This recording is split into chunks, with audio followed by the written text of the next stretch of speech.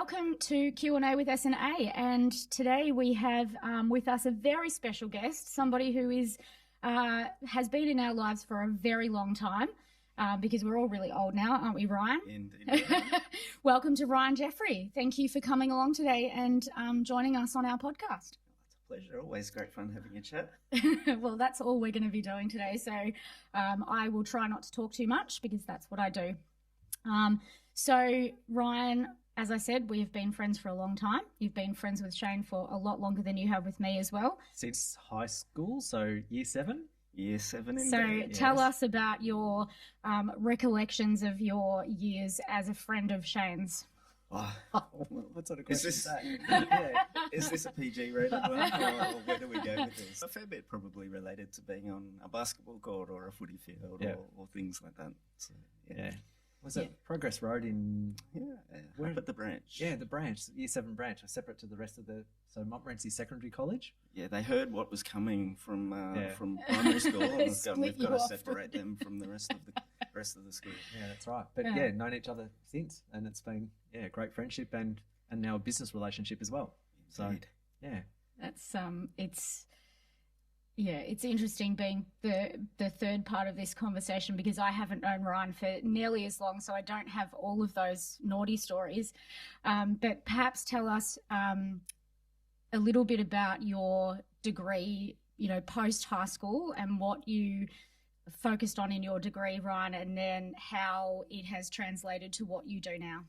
Yeah, well, it was funny coming into the end of year 12. I didn't really know what I wanted to do. I just figured probably do engineering, and the big decision, I guess, was projecting forward. So what was going to be important in the years in the future? So, all right, computers are going to be big, and optical fibers and telecommunications are going to be really big.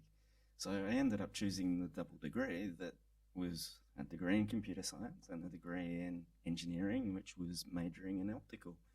And little did I know at that stage that what I fell in love with in the future happened to actually overlap those two areas quite significantly. And I guess we'll get onto that with some of the later questions. So if you were going to have to go back to that point in your decision making, would you make the same decisions now as what you did back then? What has evolved in the time between then and now that may re-inform your decision?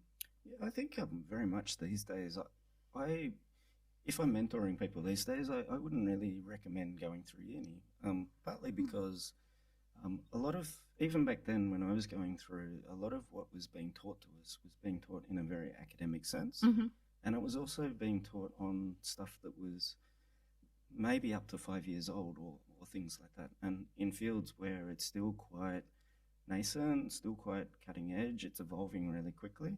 A lot of the technology that was being taught was great as a conceptual base, but not really necessarily that useful going forward. And so I sort of see that even the free stuff on YouTube these days is so much more valuable than what we were being taught by quite a few of the lecturers back then.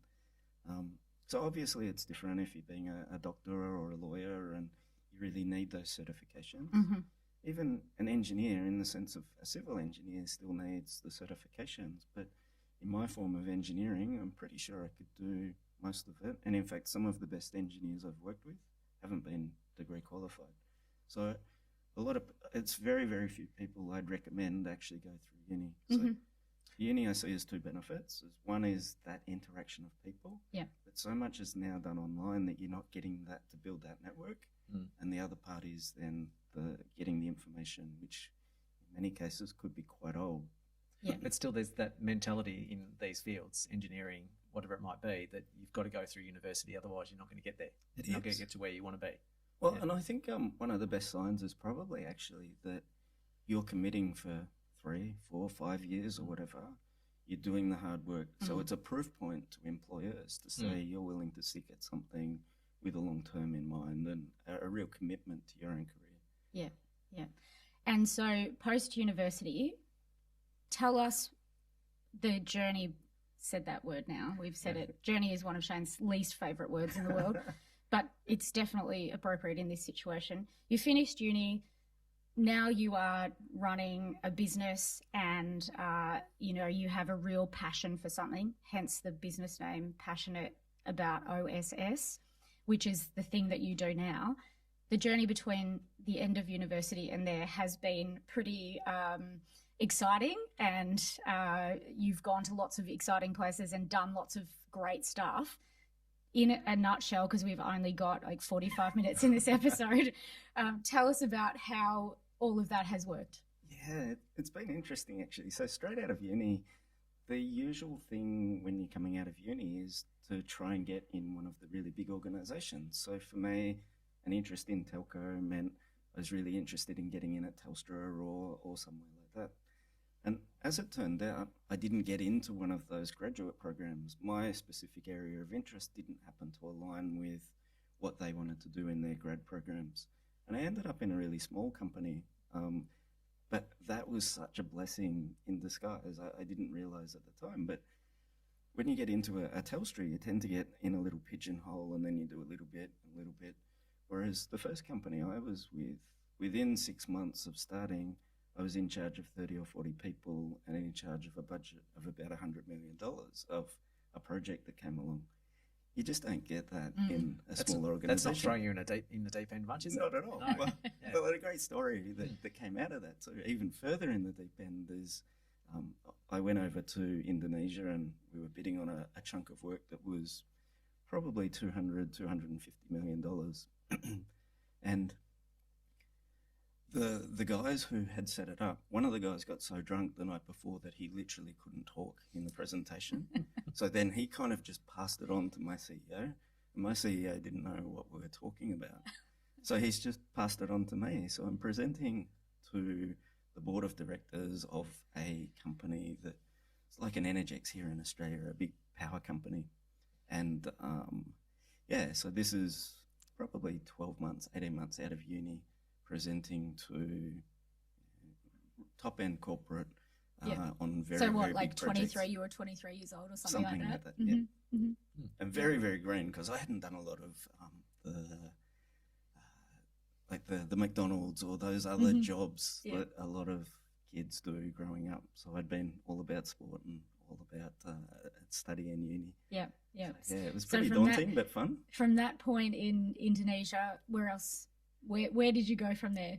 Yeah, well, so interestingly, that then sort of led me to the world of OSS, and that was back in 2000, the first project there. So OSS, what does Yes. OSS stand for? Yeah. So OSS is operational support systems, and they are the software and tools and systems and process that sit behind a telco that allow a telco to run. So things like you're putting on a mobile phone, you want your service activated, it uses these tools. If you want something installed at your home, it organises the workforce and the assets, etc., to come out to you and get those done. If there's a fault in the network, this organises getting the fault fixed. Right. Sometimes not very effectively. Exactly right. Or is that the people? It's probably not the OSS itself. It's probably the people behind it. Yeah, it's a combination really. So if you look at some of the bigger telcos, they've literally got thousands of applications that all try and mesh together. And often the applications themselves, they work quite well usually, but it's in the integrations of all of the pieces that things can come unstuck a little bit. And you've got the human factor that you alluded to, Shane. Yes. So back to that, Indonesia to where? Yeah, so probably ended up about 12 or 15 different countries that I've worked in for a long period of time. So Indonesia is probably a year and a half, Taiwan 2.5 years, Philippines, India, Middle East for a year and a half or so. A number of different places along the way. Yeah. And part of that was just the interesting projects. I never had that ambition to travel, unlike yourselves. Travel's never really been a big thing for me, but the exciting projects to get to do those overseas. Yeah.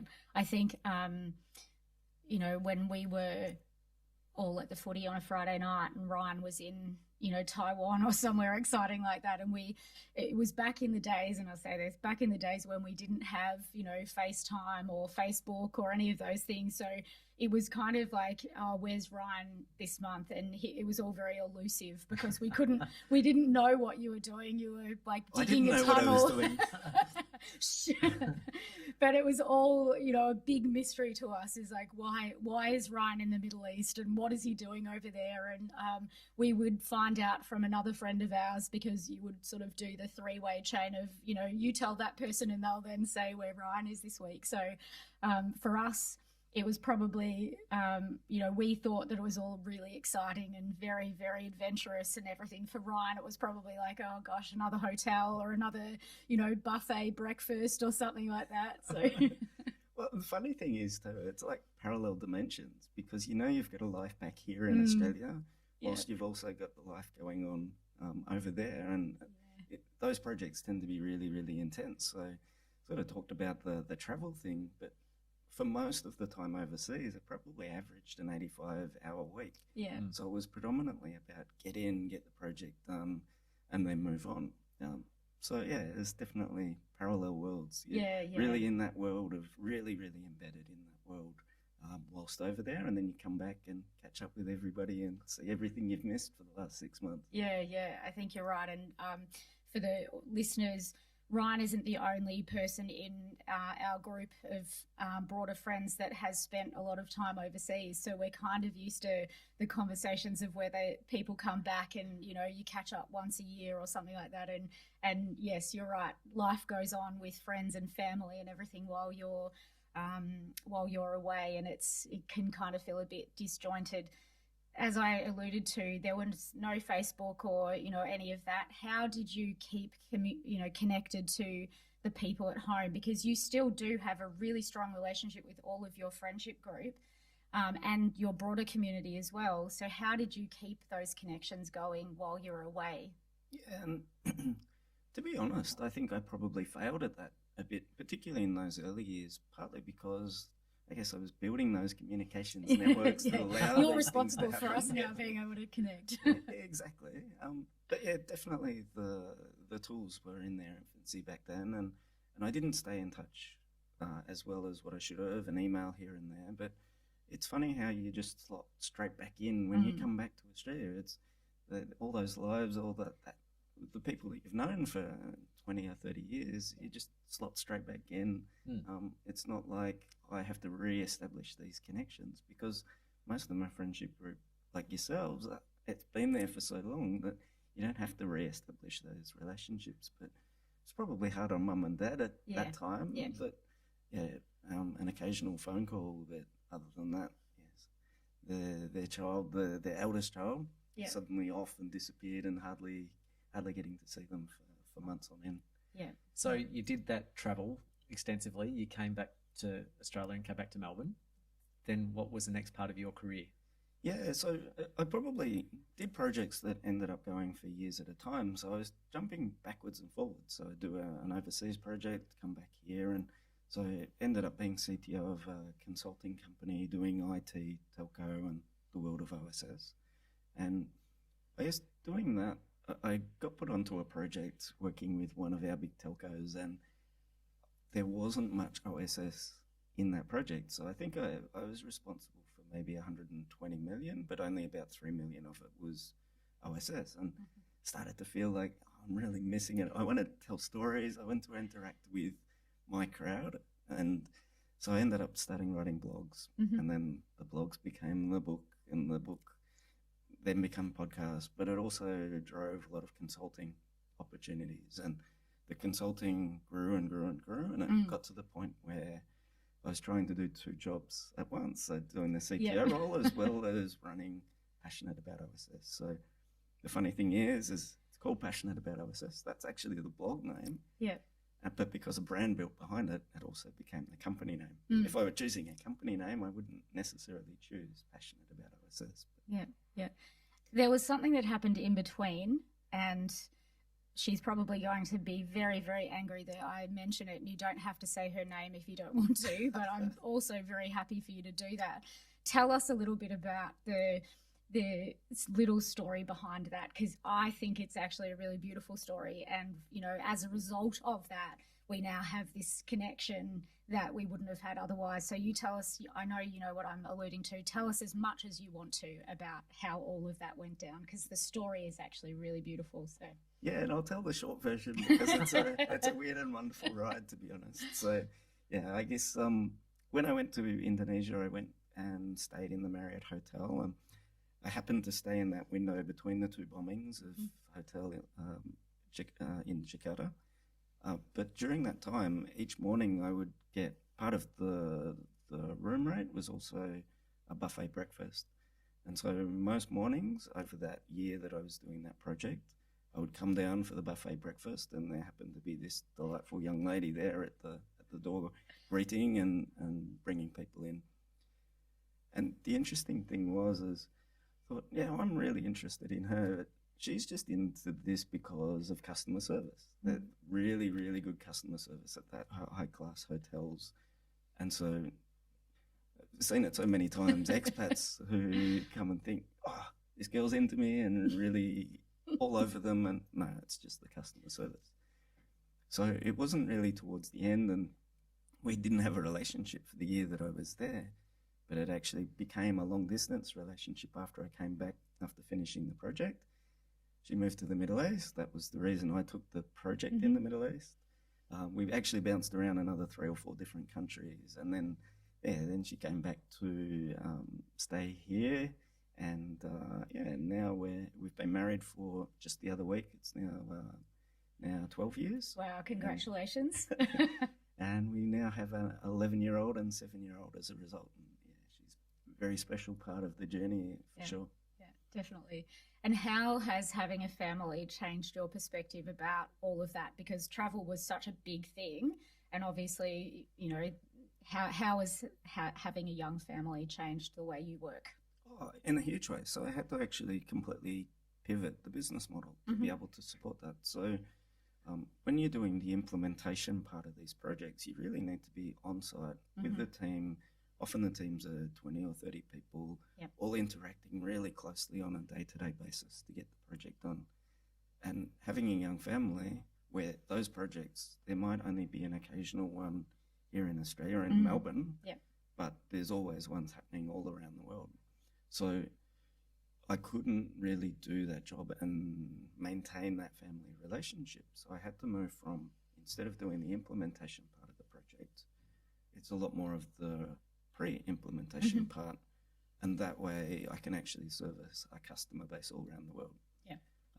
Doing it mostly remotely, but helping them with things like finding the right vendor to build the project, helping them with requirements, helping them with road mapping. So all of those things that you can do remotely.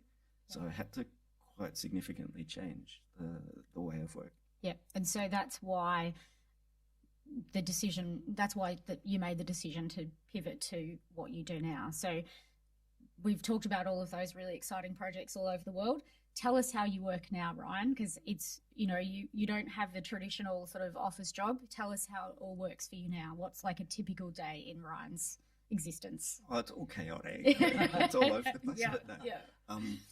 So the fantastic part about these days is the commute, instead of being a 1.25, 1.5 hour commute each way each day, the commute is now from upstairs to downstairs. And the office is downstairs. And the exciting thing is I still get to deal with those really big projects and interesting projects, but it tends to be more in collaboration. So it's really, at the moment, it's just a team of me and some other support. But yeah, the aim is, I think I'm starting to pivot, that there's so much work coming along that I have to change that to an extent. But still being able to do those projects in collaboration with other companies. And I think in doing that, it's really opened my eyes to the power of connection as well. Instead of solving the problem myself and doing the technical work, it's now, I think I can bolt this company with this company and this company together to make a great outcome. And so getting things done with other companies and other organizations. Is that sustainable at home, doing it at home in the long term? Oh, I think so. So it ends up being a fairly big commitment of time and juggling the use of that time too. So it's quite common that I do the 8:30 to 5 or 6, then spend time with the kiddos, and then from 9 o'clock through to midnight, 1 a.m., 2 a.m. or whatever is when the second shift starts. Yeah. But there's also flexibility in that if I need to drop out the kids up or to get involved in some of their events, we just organise around it. So the flexibility of doing that is so much better running your own organisation rather than being an employee where, because you're employed from 9 to 5, there's the expectation that your employer has got your full attention from 9 to 5. And you think you're getting that balance right in terms of separating work from home when it's in the same location? Probably not. I'm so passionate about it that I tend to be constantly thinking about it anyway, or researching, or what else to do anyway. So the hours are not really necessarily sustainable, and part of that is that ambition to get over a hump that leads to an easier or more relaxed existence beyond that. But I think also that commitment of hours is also, it fascinates me because it's one of those areas that's just exploding in so many different directions in terms of new technologies, new ways, etc. That for me to really do my job properly, I need to really dive deep on a lot of different things, which I also find fun, and I probably wouldn't replace it. Maybe not the 2 a.m. finishes, but maybe more like an 11 p.m. finish. So it's a hobby. Sense. It's a hobby and an interest as well as absolutely. Yeah. Okay. Yeah. Absolutely, 100%. That there are many cases where I actually do a lot of pro bono work because I'm just passionate about it, committing to international standards to be able to help write those. And there's no direct payback, but it's such a hobby that I'm fascinated about, passionate about. You have been in business for a while now for yourself, and I'm really interested in this because Shane and I have recently gone through a situation where we have put together our very first ever business plan, even though we've been in business for 18 years, because we've never subscribed to the, having things set on a piece of paper. But we went last week, we went through a program and we put a business plan down. Are you a business planner, or are you a fly by the seats of your pants?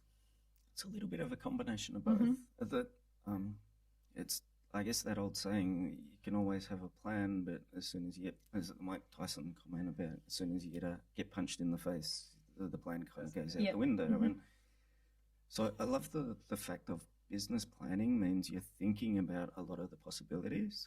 The chances of it actually playing out is unlikely, but just the fact that you've thought, okay, lots of different dimensions, lots of different directions.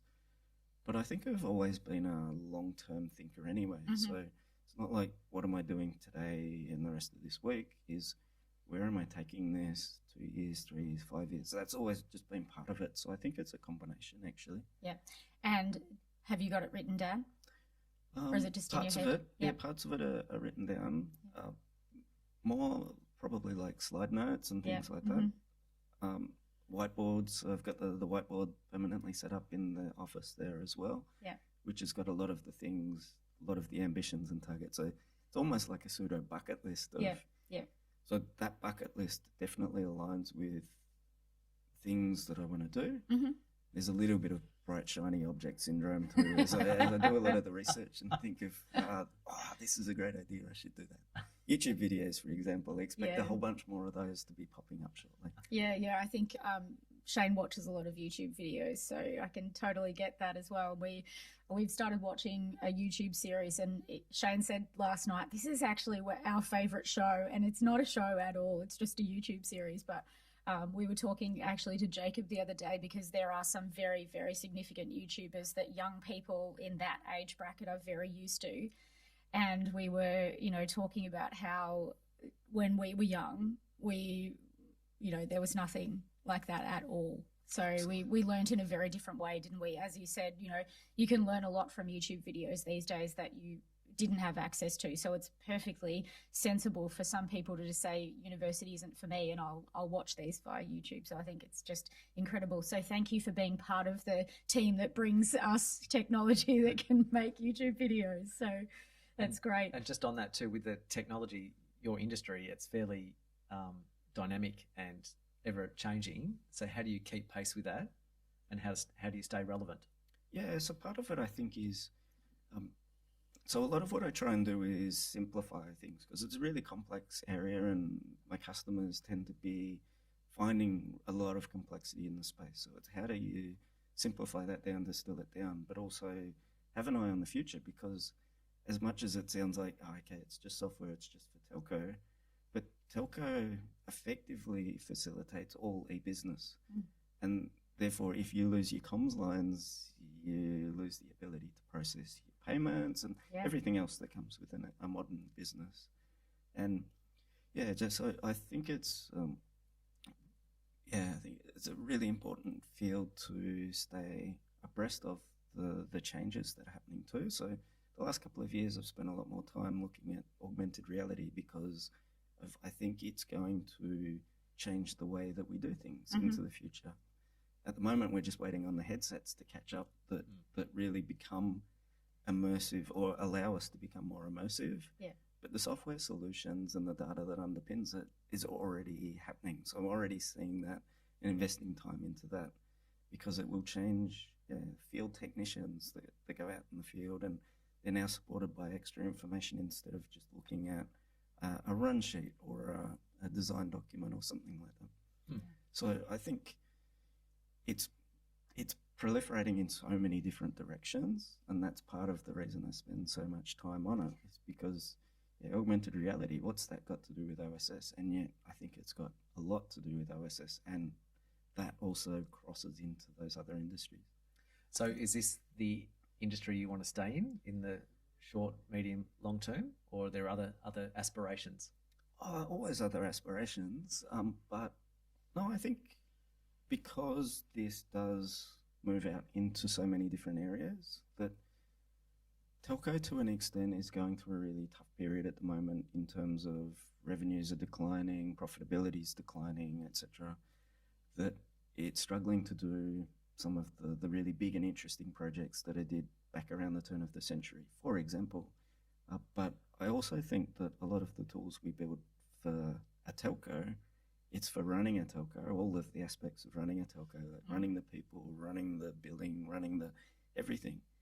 That translates perfectly to any other industry. So it's more of a case of, can we actually, instead of just looking inwards at telco, actually look outwards, and how can these tools actually help benefit all of the companies that rely on telco and running their business. So I'm not really sure where it leads, but just meander and follow the path. And so outside OSS, personal interests, sport, you said before. So what things do you do after hours that are not OSS related? So certainly a lot of research in tech and things like that. But also it's really important, I think. I've always found that even working those 85-hour weeks, the physical movement, the physical activity is really important. I don't think I'm one of those people who gets that stressed anyway, but I think it's really important for mental health as well. So tennis at least once a week, mixed netball once a week, try and get out for a walk at least a few times a week. So most days there's probably some sort of physical activity out there as well. And obviously the kids have got different things on to get involved with as well. Not trying to train them to be centre half forward for Hawthorn in the future or anything like that? I'd love that, but no. Interestingly, our eldest is, we took him down to Auskick, and he just he just moved really well, scooping up the ball, kicked the ball, etc. But got hit in the face by a football about 3/4 of the way through the session. And ever since then, he's associated physical activity with pain. So I'm not sure that quite fits the centre half forward for Hawthorn type model. I don't know that the centre half forward at Hawthorn ever gets the ball too much anyway, Ryan, so I think you're okay. Well, not recently, but I don't have to think that far back to know when it was a good time, when Ruffy and Buddy were running around. That's true. So It's the great thing about footy, right? yeah, Is, exactly. if it's not working out for you well now, just wait a few years. Yeah, that's it. I think football is one of those things in our existence, and we used to spend a lot of time watching football with you guys, Ryan. It was a Sunday afternoon activity at Ryan's place watching the footy. Or a Friday night, or a Saturday whenever night, it happened to be, barbecue on the deck and stuff. Our friendship group has obviously evolved and changed over the years, and everyone's had kids, and now we sort of struggle to get everybody together for one of those Sunday afternoon activities. But as I alluded to earlier, the connections between your friends and some of the friends who have moved further afield that you still maintain pretty close relationships with, even if they don't live nearby. How do you, as a man, in your personality, you've got kids now. What do you say to your kids about keeping those connections? Because your high school and primary school friends are a really close friendship group, and I'm guessing that a lot of you have gotten each other through a whole bunch of tough times. Now you've got your own boys. What do you say to them, when they're, to bring them into that sort of community? Yeah, it's interesting too. So even going back further than primary school, so one of our friends I've actually known since kinder. I think part of that is from having stayed in the same area the whole time. So if you have to move to different schools, different areas, if you're traveling or moving, then you don't get that continuity. So we've had that luck, I guess, of being in roughly the same area, and there's continuity. And I think I sort of see networks in general is often about not just what you get out of it, but what you also put into it. And that's one of the things I guess I encourage with our kids is add great value to other people, and they'll just naturally probably give great value back to you as well. So I don't really suggest, you should stay in touch with this person or do this person, but just trying to add value to people in ways that they can't necessarily do things themselves. Yeah. And that might just be like the catch up on a Sunday and bring everybody together, and it's that meeting place. It's just simple things. Yeah, I think you're right. So you are not only a friend of ours, but you're a client of Aintree Groups, and we've got to always talk about that as part of our the way we work here, because we just want to bring it back into conversations about community, because it's really important to us that we choose to work with people that we have good relationships with.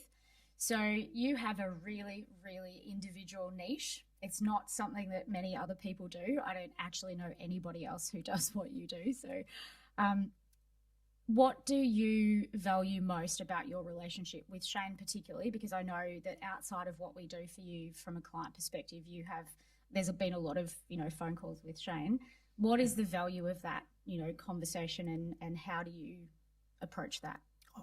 Across a number of different dimensions too, which is what I love. So, for example, being an engineer, coming through a very engineering and workforce type of environment, most of the people I had around me were very technical. So you can have the technical discussions, but once you start up your own business, you're now doing the technical, but there's also all of the corporate stuff of running a business.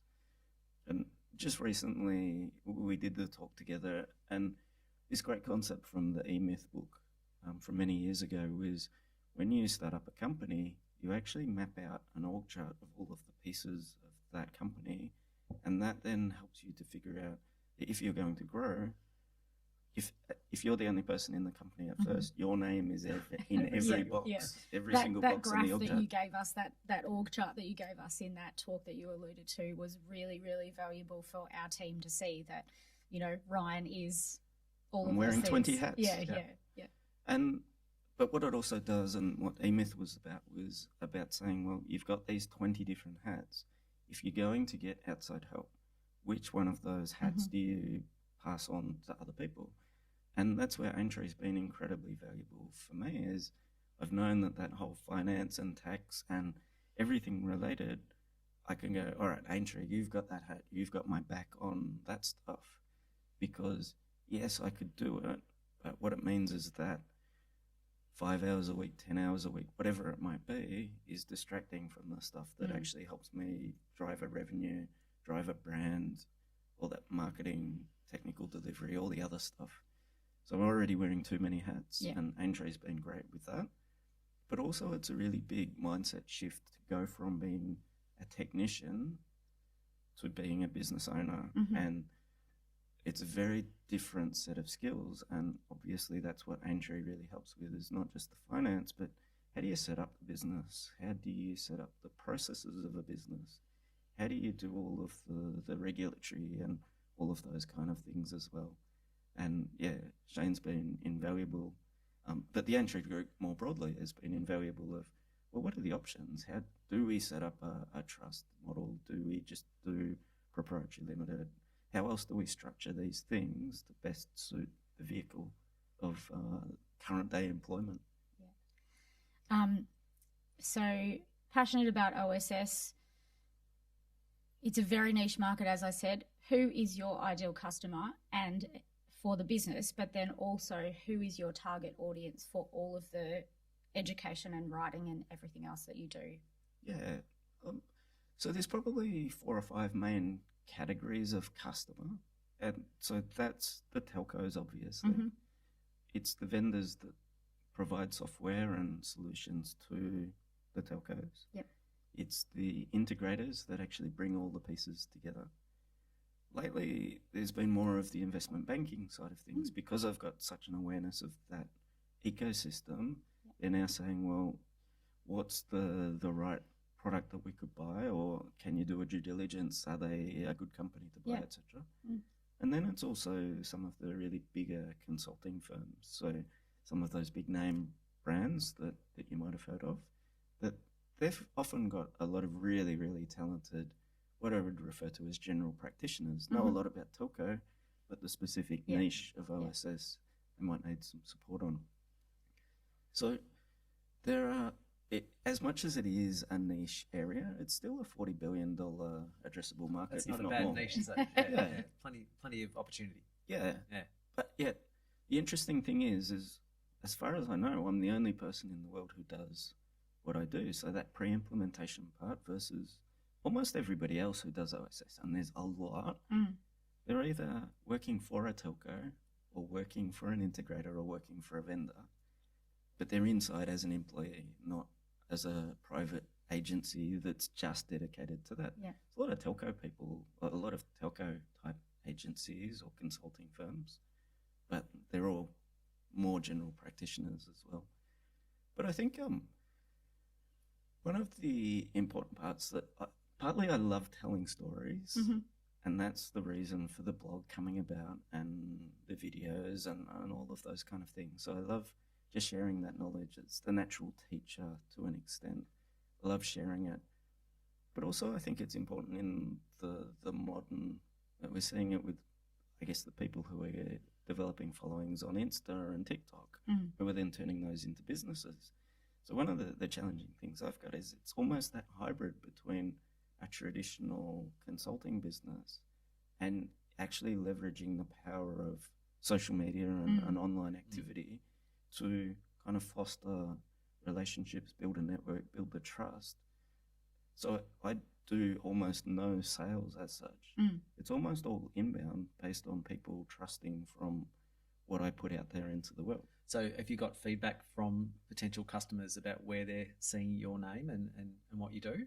Yeah, I think a lot of it's through LinkedIn, but also the website, maybe the podcast, so I think it's actually a combination. So it's an integrated approach, and you think that's really improving your brand awareness and getting those leads. Yeah, so I don't think I haven't done it intentionally, but they basically say that for someone to build trust in you, you have to spend a lot of time in their brain somehow. So whether that's reading the articles or watching the video, but it's also reinforced by touching multiple different touch points. So if you're just seeing a blog, for example, it's not as reinforcing as, oh, I've seen them on a blog and a video and et cetera, et cetera. So it's certainly not why I do it. There's different ways of getting different information across through those different media. But yeah, I think it's a multifaceted. So one big customer that I'm working with at the moment was from LinkedIn, then looked at the website, looked at the videos that were linking back to YouTube. Oh, yeah, this guy can help us with the problem that we're facing at the moment. And it shows credibility as well in terms of your knowledge and being able to do that in video form or other things, as opposed to an email or otherwise, is far more effective. Yeah, and I think the important part is if you're, again, it's adding value to the world rather than I'm the sleazy salesperson coming chasing you saying, I want to strip money out of your organization. But it's more, if you add value to the industry as a whole, then I guess hopefully there's that trust. And I think we've really shifted. That back in the old days, there was an information shortage. So we needed the salespeople coming to us to tell us what was possible. These days, how many of us make a decision on what a salesperson tells us? It's almost always, I'm going to look on, do some research. Look on Google, research who's the best one that can help with that. Yeah. So what is next for Ryan and passionate about OSS? Really excited on so many different fronts.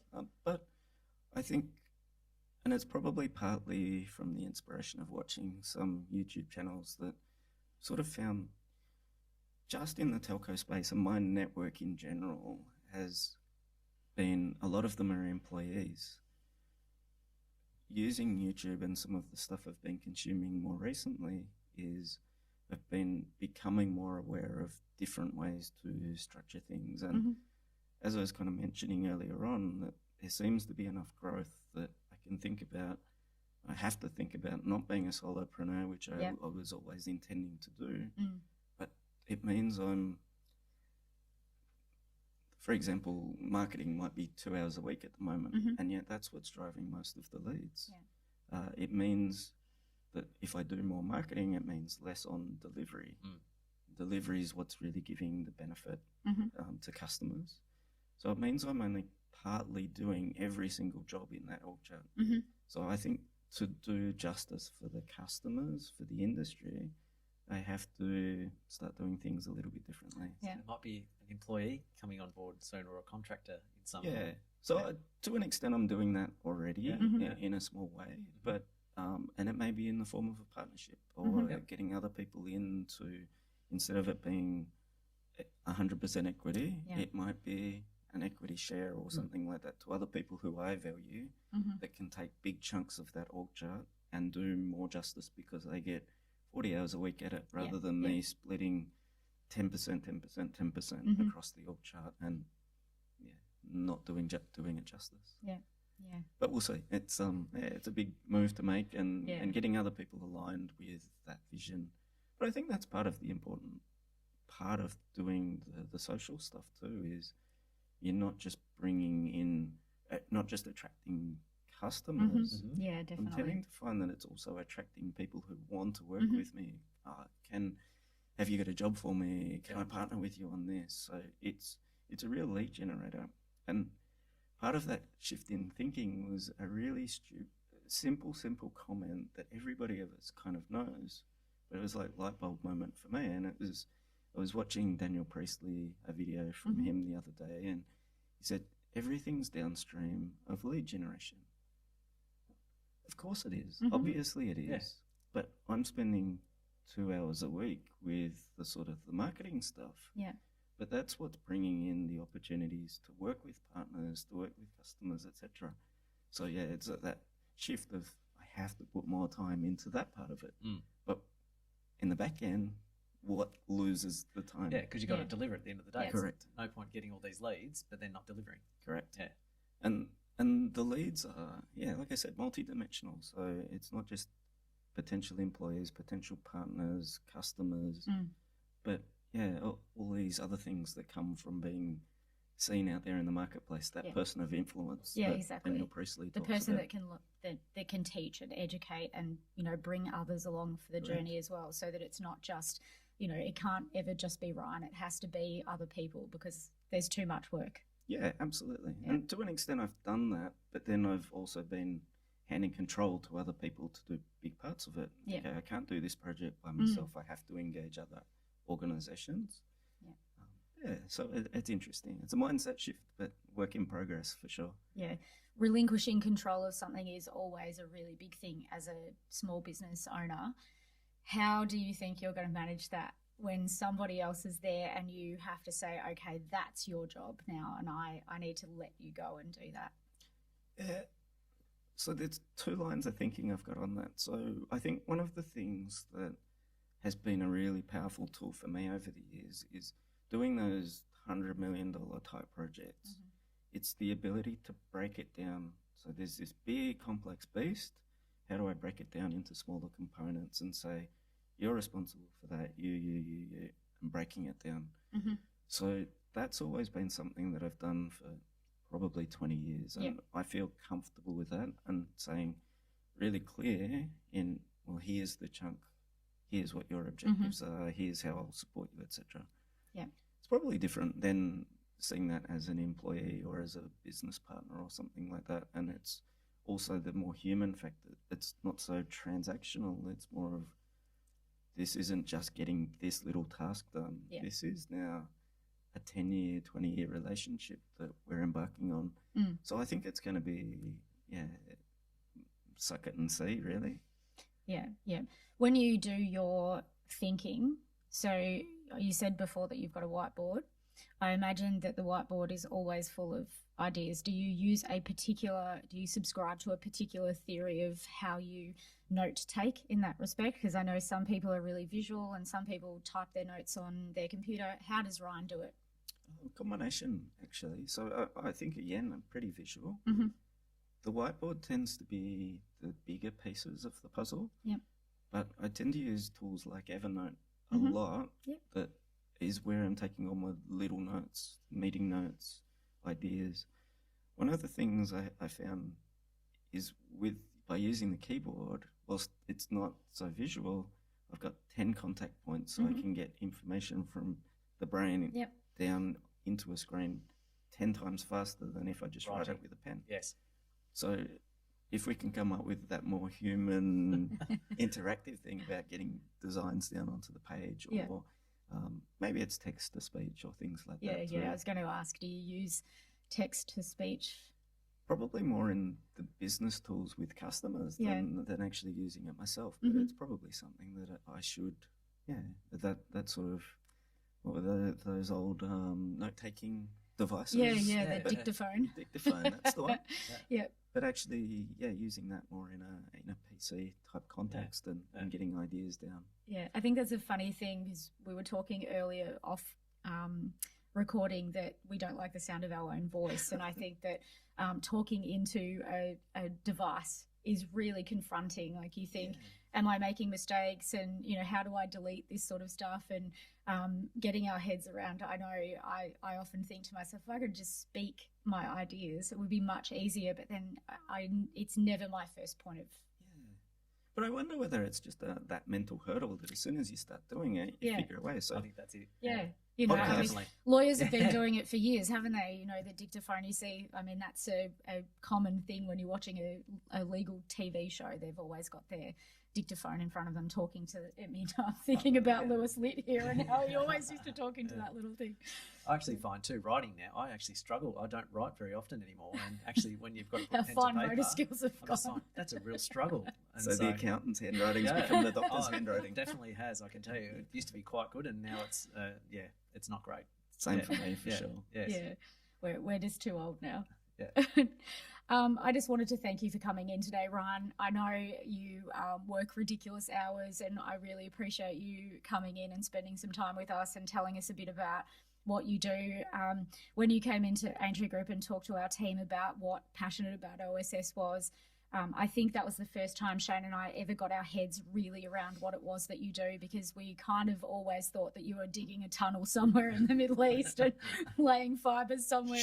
That's the unofficial, So I really appreciate you coming in and spending this time with us. Your podcast is called Passionate About OSS. The Passionate About OSS and podcast. what platforms are you on so that people who may wish to listen to a bit more about it? Yeah, so Pretty much most of them. Yeah. Actually, not the really Gen Z type ones. So I haven't quite got on the TikTok What are or the the Gen Z Insta. ones? Yeah, haven't quite got on those yet. But yeah, so definitely YouTube is Yeah. passionate about Yeah. OSS. So if people search for passionate about OSS, they will find Ryan. It's pretty obvious. Awesome. Again, Absolutely. thanks so much. And yeah, we'll be talking to people like Ryan throughout the podcast, our friends, and also people that we know through business. It's just a really general Q&A way of doing things. We just want to get to the bottom of what makes people tick. And I'm really grateful, Ryan, that you've answered our questions in such an honest way today. I hope that your beautiful wife doesn't get too upset about the fact that I've brought her into it. But yeah, if you enjoy this podcast, we are going to be on Apple Podcasts and Spotify. And just take this opportunity to thank the team at Pot Plant Productions, who are part of what we're doing here. There is no way that Shane and I would have the technical capability to do this ourselves. So we really appreciate the support that we get from our team and also the EQA team for letting us use their podcast studio. So until then, we'll see you next episode. Thank you.